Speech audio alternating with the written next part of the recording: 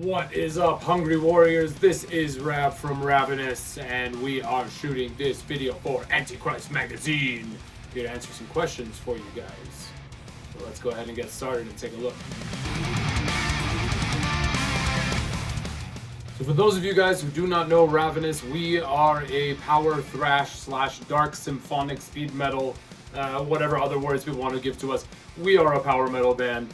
We hail from the western side of Canada, and we have been performing now since 2016, and we are just coming out with a new album called Hubris on October 22nd.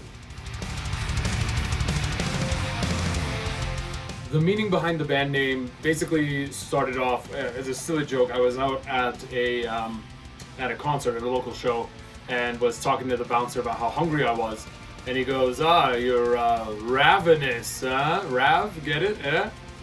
And I was like, oh, that's a great band name. And he's like, if you actually start a band called Ravenous, I'm going to punch you in the face.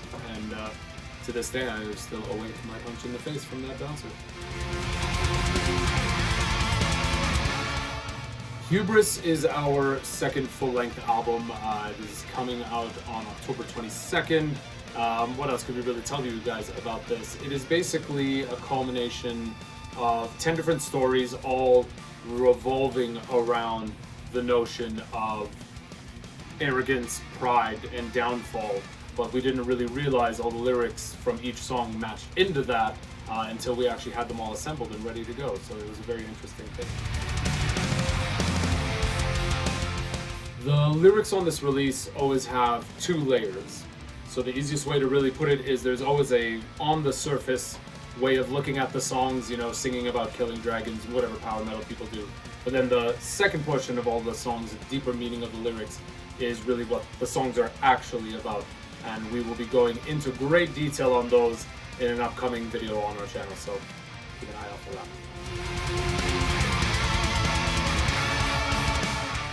The album cover art was done by a gentleman named Mak Luthi, and he is an Indonesian artist, and he does some incredible work. And we basically sent him a long stream, several sample photos, all these different kind of things that we were looking for, and then basically said, take all of this, put it in a blender, and do what you think would be the album cover.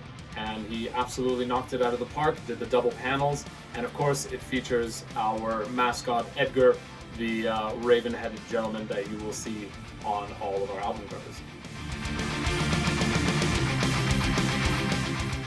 I can absolutely tell you about our cooperation with Feast Beast Records, as that is our label. That is something that we started ourselves basically for tax purposes. For all intents and purposes, we are still an unsigned band, but things work out just a little bit better for you if you operate as a business.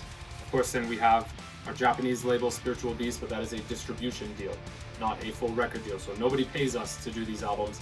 We fund everything ourselves, and we make sure to do all the logistics ourselves. This is an entire DIY project. I think the band would agree that maybe a record deal has certain benefits, but important, maybe not so much in this day and age. It's really important for touring. It's really important for getting booked on the big festivals and things like that. But for the most part, hard work, dedication, racking up your own numbers.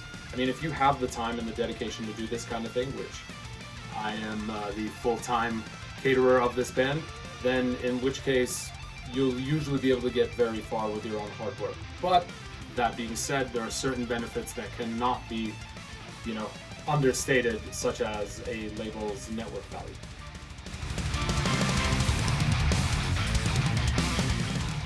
Thankfully, most of our shows have not had to be postponed due to COVID-19, but however, our attendance has been hurt by it greatly.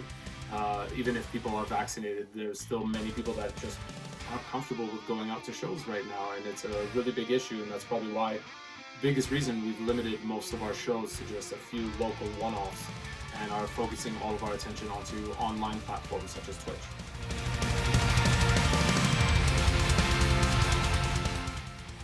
The most recent epic fail that we have had during a performance, just rocking out so hard, wireless microphone in hand, and just gave myself one of these great punches in the face with the microphone by complete accident. I think you can still see a little bit of the mark, so here's hoping I don't punch myself in the face with the mic in any further performances. think most of the band has been talking about the newest Leprous album.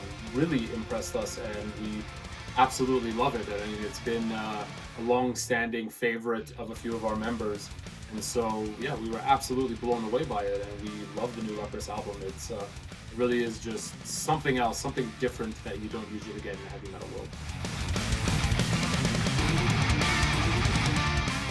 This is a huge one to unpack, but realistically, shit rolls downhill, as the proverbial saying goes. And the truth is, this kind of goes both ways. This affects the bands, the promoters, anybody working crew. I mean, this goes all the way up to the pressing plants. You know, we tried to opt to have some vinyl made, and they said it was a 2-year wait. So if all these things are affecting every single facet of it, I mean, it will take a very long time before we stop feeling the impacts of COVID on our industry, specifically as musicians. The current music scene in Calgary is fantastic, actually. I mean, outside of heavy metal, you have, tons of rock bands, a lot of country, just based on, where we live and the rodeos and things like that. So several hip-hop acts, EDM. But within the metal scene itself, yeah, absolutely, we have a phenomenal scene. And I think some of the biggest bands from our side would be something like Traveler. I mean, they've been going out and touring across Europe and doing incredible work, and we're big fans of theirs and big supporters of theirs. So yes, of course, Calgary has a fantastic metal scene. We're just hoping that more public policies don't get in the way of us being able to perform. As far as future Ravenous plans, we are finishing up our set of local one-off shows and then going off to do some more music videos, tons of online content. We are really basically going to be putting all of our focus into the online outlets just to prevent any cancellations and losing any more deposits. We really can't afford to have that happen anymore. And then otherwise for 2022, several festival cycles. So we are hoping to go out on a nice circuit, playing several festivals. Hopefully none of them have to be rescheduled. We hope to see all of our fans from all over the globe at most of these festivals. So please reach out to us. We're always happy to chat with fans and with haters. We love it all. Cheers, guys.